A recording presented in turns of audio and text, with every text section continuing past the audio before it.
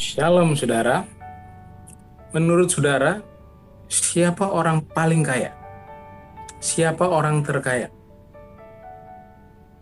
Apakah orang yang punya banyak perusahaan, banyak aset, atau orang yang punya banyak uang di tabungan, atau orang yang seperti apa? Apa ukuran kekayaan menurut kita dari kata Alkitab? Saudara, suatu kali seorang petugas pajak pergi berjumpa dengan seorang pendeta yang hidup sederhana.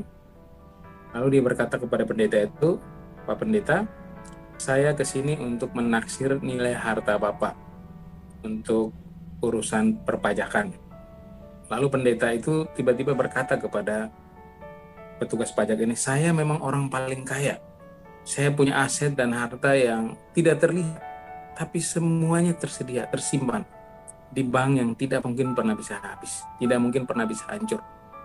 Lalu kemudian petugas pajak itu mengambil alat tulis dan kertas untuk mencoba menulis apa yang menjadi harta kekayaan pendeta ini. Lalu dia bertanya, "Pak, bisa tolong jelaskan apa saja yang Bapak punya?" Lalu pendeta ini menjawab, "Pertama, saya memiliki seorang juru selamat yang membeli untuk saya hidup kekal dan memberikan jaminan satu tempat di sorga, dan saat ini dia sementara mempersiapkan sorga buat saya." Lalu petugas pajak ini bilang, itu kan nanti. Lalu apa yang Bapak punya di bumi? Dia bilang apa? "Saya punya seorang istri yang saleh dan murah hati. Bukankah Alkitab berkata, istri yang cakap adalah permata. Istri yang cakap itu tidak ada yang bisa mendapatkannya. Dia seperti lebih berharga dari permata."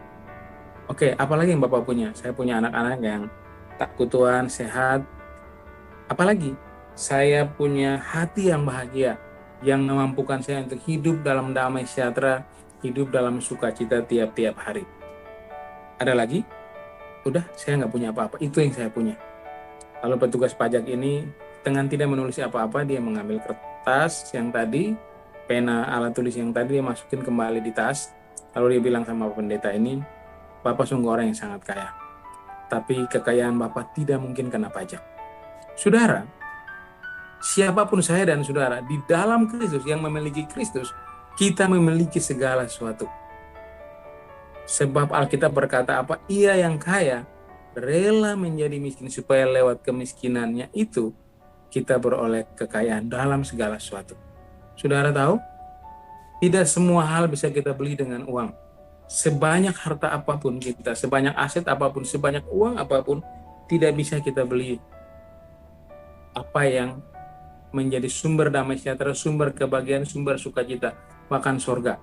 Tapi Alkitab berkata, ia yang mati di kayu salib. Waktu dia mati di kayu salib, dia membeli dan membayar lunas pengampunan dosa kita. Dan lewat pengampunan dosa itu, kita beroleh tempat di surga.